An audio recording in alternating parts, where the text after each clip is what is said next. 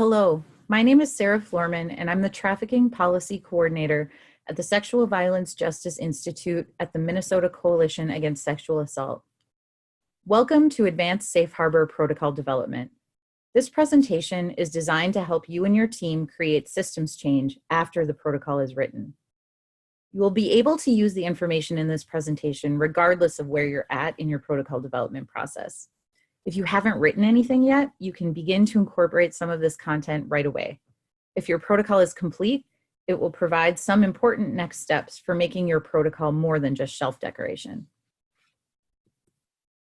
The objectives for this presentation are to review the systems change model, to establish a baseline for the protocol's purpose and function, and to explore ways to use the protocol for systems change after it has been written.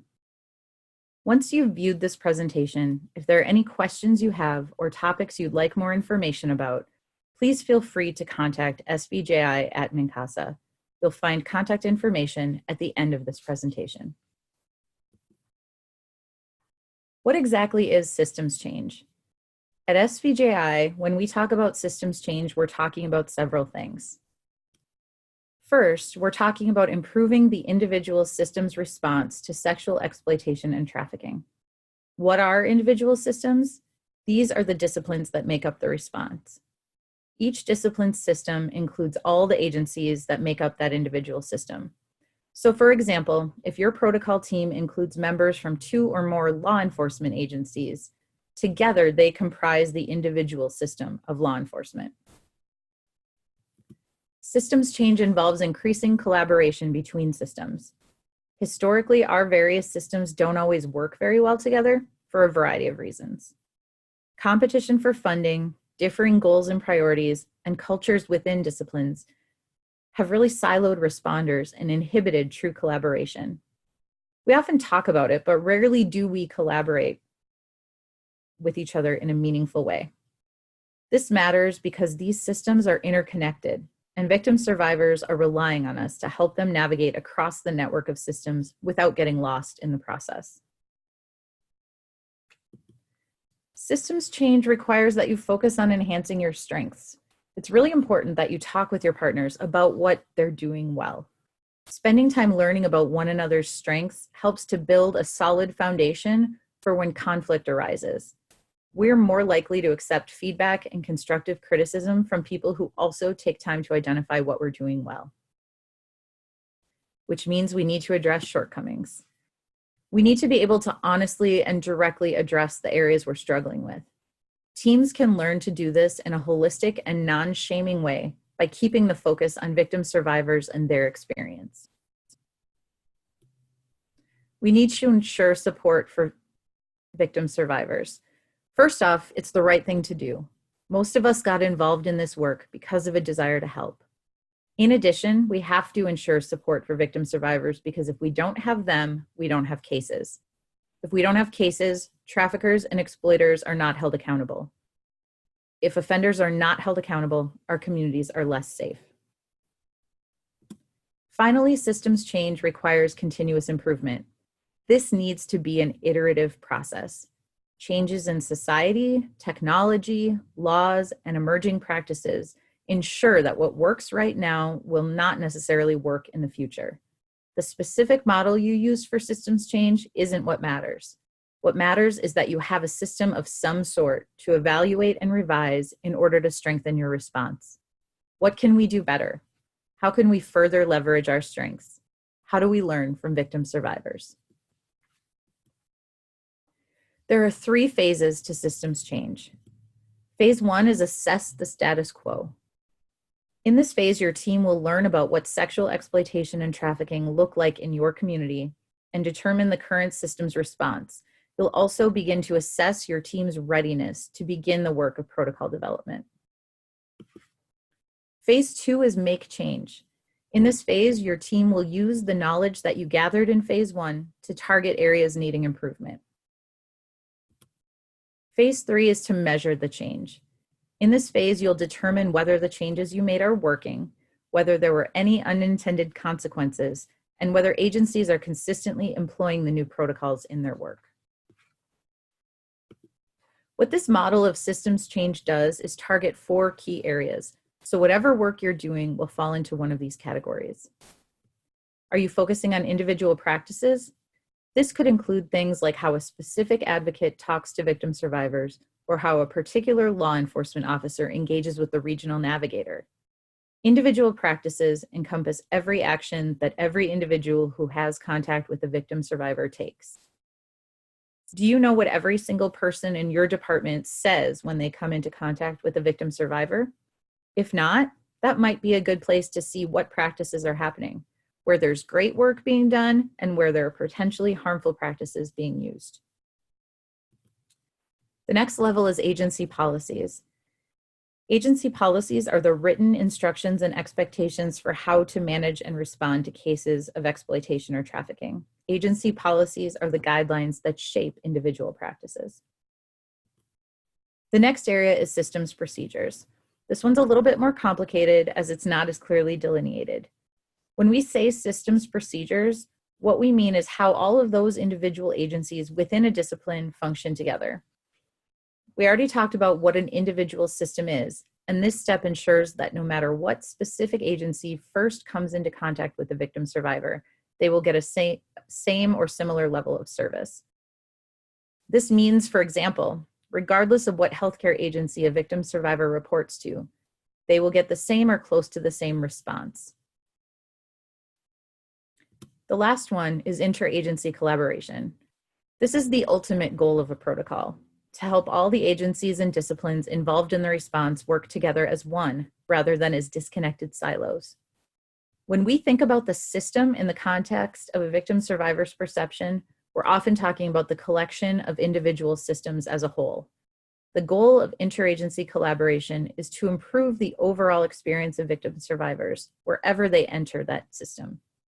When agencies collaborate, we close the gaps in service, smooth the rough transitions, and streamline our processes. This makes for a better response, and as a bonus, it makes our work easier and more fulfilling. If a stranger asked, "What's the purpose of your protocol?" how would you answer? The answer to this question can shape a lot of what you do when the protocol has been written. Before you can implement your protocol, you need to make some decisions about how it will be used and shared. What form is it in? How did you distribute it? How do providers use it? Is it a document that's available to the public? These questions are all important to consider before, during, and after your protocol is written. Make sure that the team is in agreement and make sure that the choices you make are going to be the most effective for your community. What should a protocol do for the team? First and foremost, it clarifies roles and responsibilities. A truly good protocol helps people understand who has to be doing what and when. Protocol development is a great time to establish these roles and when they're brought into the response. It should help users navigate the connection points between individual systems. Protocol also provides consistency, guidelines, and model practices. This is important because oftentimes our default is to confuse protocol with agency policies and procedures, and to look to protocol for a step-by-step instruction manual for each agency. In reality, protocols are intended to ensure that the victim survivors experience consistent service across disciplines. Protocols are guidelines. They are intended as a framework or a set of boundaries to work within. Protocols allow professionals to have the autonomy to make some decisions in the moment. Cases of exploitation and trafficking are so complex and situations are so unique that we can't write a prescriptive formula to follow for every case. You just need to know the boundaries from which you can operate and what are the best model practices to follow. This allows you to tailor your response to fit the needs of the individual you're serving. Next, protocols are meant to supplement policies and training. They cannot replace good training and should not be used in that way. Ideally, protocols will help agencies craft good policy and will help professionals to better understand the purpose of those policies. Protocols build interdisciplinary knowledge. Very often, we are so siloed in our own discipline's roles and practices that we're not as aware as we'd like to be of the expectations and roles of other disciplines. Protocol gives the team an opportunity to better understand the requirements of each discipline and allows folks to provide more informed feedback and suggestions. Finally, your protocol needs to be a living document. It will become out of date almost immediately, so you need to set up a process for how to keep it meaningful and relevant. Now that we've got those basics down, let's talk a little bit more about what happens after the protocol is written. First, it's important that you take the time to celebrate your accomplishment. Writing a protocol is hard work, and celebrating helps us to create a momentum for the next steps. Once you're done with the writing process, teams often get stuck because they're not sure what to do next. The rest of this presentation will focus on those next steps. There are a number of things you can do after protocol is written. For one, you can develop or renew interagency agreements. Has your team implemented a Memorandum of Understanding or MOU? How familiar is your team with the contents of that MOU? Don't worry too much if the answer is not very, as now is an excellent time to revise and/or renew these agreements. Look at your interagency agreements and consider any changes you've made as a result of writing protocol, paying attention to what your team has learned about what works best for your collaboration. This includes adding new team members you've identified as being important to your response and clarifying the expectations and contributions for participating agencies and individual members. Once you have new protocols in place, it's a great opportunity to look back and say, is everyone at the table that needs to be? Is there anyone at the table that shouldn't be there anymore? And who are we still missing from the response? When you're in the middle of writing protocol, it's generally not helpful to introduce new team members unless their participation is critical to completing the project. There are several reasons for this. It disrupts the flow of the work because the new member needs to be oriented and caught up on the work so far. Conflicts and tension points within the team might change or reemerge, and group agreements need to be reinforced more heavily. But once the protocol is written, it's easier to orient and integrate new team members. The other thing that protocol can do is help set your team's expectations for everyone's contributions to the process. You now have a clear guideline for what is expected of people. The team should become familiar with the entire protocol and help to test it out. Reviews, rewrites, and changes can wait unless there's a critical issue that needs to be fixed immediately. The team's job now is to field test the protocols to see what works and what doesn't. Finally, making the protocol a living, working document might require some agencies to alter their policies or procedures to match the team's needs. Members will need to look at their agency policies and determine if they will work with the new protocols. This might include changes to existing policies about what agencies need to be contacted and when, or how and when agencies share information. So now that we have this living document, how do we institutionalize it? First, you want to build mechanisms for training and ongoing education. This includes training within the team itself, professionals in each individual system, and across systems. Many folks might want to focus only on learning their portion of the response protocol, but cross-discipline training is key, as you will need your partners to hold you accountable for doing what you said you'd do. Training and education can happen in lots of different ways. You can do community forums to give people a chance to ask questions, to learn more and address concerns. You can ask professionals how the protocols are working for them in their daily practice. Each agency should determine the most effective way to train the protocol, then incorporate that training into an ongoing employee training program. It's also important to design opportunities for practice. Most of us dread engaging in role plays and applied scenarios, but research shows that actively applying new skills helps you retain them far better than you would by simply reading or listening. Create mock scenarios for people to problem solve and see what the new protocol would actually look like in action. Take time in team meetings to test out scenarios and then use them in future trainings.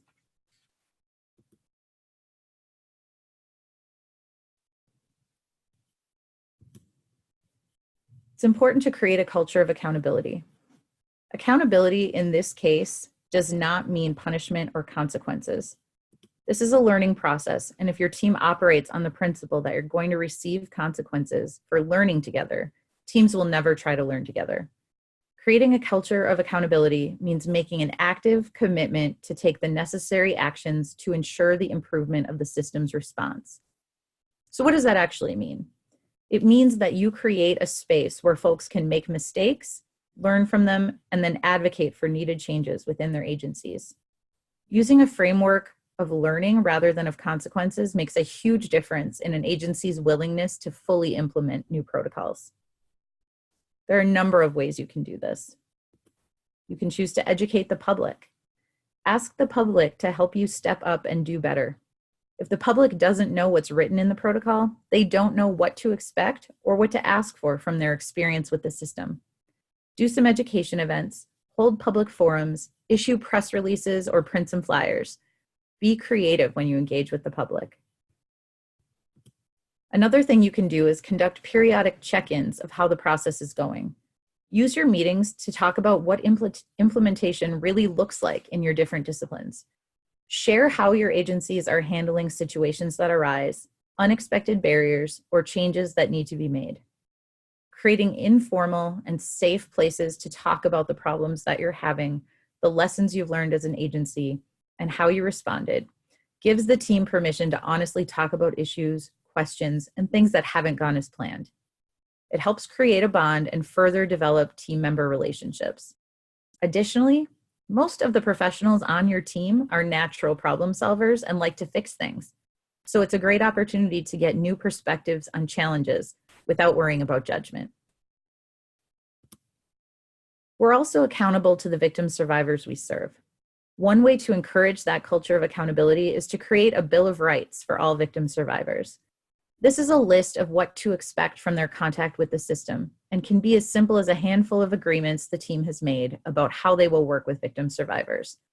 Some examples might be, you can expect to be treated with dignity by everyone involved in your case, or you can expect to hear regular updates.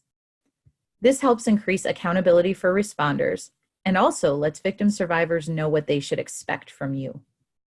Then provide a mechanism for what to do if they don't get it. Provide a phone number for them to call with complaints or concerns, possibly the coordinating site for the protocol team or to a local advocacy agency or the regional navigator. This can give the system an opportunity to correct what went wrong and to hear the information firsthand so there can be timely follow-up. In order to ensure your protocol is a living document, you must be prepared to revise and edit. In order to make sure the protocol is effective, you'll need to evaluate. Evaluation is a daunting subject, but there's lots of different ways to do it, and it doesn't have to be big and complex. It can be as simple as a couple of questions that help us determine if our process got us the results we're looking for. Start by creating short and long-term evaluation plans. If you haven't written your protocol yet, you can look for ways to incorporate evaluation components into your protocols. Decide what you want to measure, how your team identifies a successful outcome, and have a plan for data collection. For short-term evaluations, consider the next 3 to 6 months. What questions do you want to track to make sure the protocol is working? This could be in the form of victim surveys, listening sessions, or case tracking. Long-term evaluation is more a 1 to 3 year plan, looking at what the protocol did in that time period. The long-term evaluation is usually a more formal process and should take some time. It might involve large-scale data collection, interviews with victim survivors, case file reviews, or other measures. SVJI has tools and technical assistance to help you with the evaluation process. Remember that victim survivor voices are a critical part of editing. You need to hear directly from them, whether the protocols worked for them or not, and your goal should be to make your response as victim-centered as possible. Systems providers are another critical piece to any revisions you make. You'll want to hear from people who are implementing the protocols on the ground to find out if they're working, what barriers they've come across, or where issues have arisen that the protocol needs to address. Once you have some data, you can get a better sense of what areas of your protocol might need revisions. In addition, you'll want to consider changes in agency policies or structure, new legislation, and changes in technology and community makeup. Then you need to design a process for your edits. Is the team working section by section? Who's responsible for editing each piece? Who is in charge of the finalization? What are we looking for in the revision process? Are we focusing on large-scale changes, or are we also including grammar and proofreading errors? Where do we hold the information about what changes are needed in between revisions? Okay, we've covered a lot of information about protocols and how to make them living documents. I want to return briefly to the phases of systems change. And remember to think about how you plan to make the protocol a living document in each of these 4 key areas. Whatever you do, however you do it, just make sure that you're following a system and that you're targeting these areas. In working with teams on safe harbor protocols, I've encountered some common questions teams have about the process. One question I'm frequently asked is, how long does it take to write a protocol? The best answer is to plan on 12 to 18 months. It can be done faster, but it's difficult and needs to be highly structured and managed and will require a lot of time outside of team meetings. Some protocol development teams struggle with gaining buy-in from key stakeholders. The solution for this problem will be unique to each situation, but use your team to strategize and come up with methods that might be effective. Is there an ally who can exert some influence? With some additional education on the local problem of trafficking and exploitation, help prioritize improving the system's response. Being strategic about how to engage stakeholders can make a huge difference in the effectiveness of your team's work. Another question teams have is whether to move forward if they don't yet have everyone at the table. The truth is that sometimes gaining buy-in, especially for ambitious projects, takes time. It may also require the team to make some progress and get results in order for folks to agree to participate. My advice to teams is to start with what you have and be prepared for agencies to get involved only when they've seen what the team is doing. Sometimes teams are afraid to move forward without having everyone on board, but too much waiting costs the team momentum and can make the task seem insurmountable. Start with whoever you can get to the table. Once you're established as a group that is getting things done, you'll find that people will ask to get involved. The question I'm asked the most is whether there are any tools or resources available for teams working on improving their local response to sexual exploitation and trafficking. SVJI and MNCASA have created 3 resources specifically for Safe Harbor Protocol teams in Minnesota. The Safe Harbor Protocol guidelines were developed by the Ramsey County Attorney's Office and MNCASA with the help of a work group of over 200 survivors and multidisciplinary professionals. The guidelines are intended to provide foundational knowledge such as terminology, dynamics of sexual exploitation and trafficking, cultural considerations, legal frameworks, and more. The guidelines also provide information on key disciplines responding to trafficked and exploited youth. The Team Formation Starter Kit is designed to help communities begin the process of team formation, including considerations for membership, determining readiness, and launching the project. The Protocol Writing Guidebook is a combination writing guide and template that teams can adapt to meet their specific needs. It contains suggested language, best practices, and guidance around each piece of the protocol. These resources can all be found online at www.mincasa.org or by contacting SVJI. Now is the time for you to come up with an action plan. Think about a couple of things you're going to do to ensure that your protocol team does not become stagnant. Make those commitments out loud to your teams. Encourage your team members to do the same.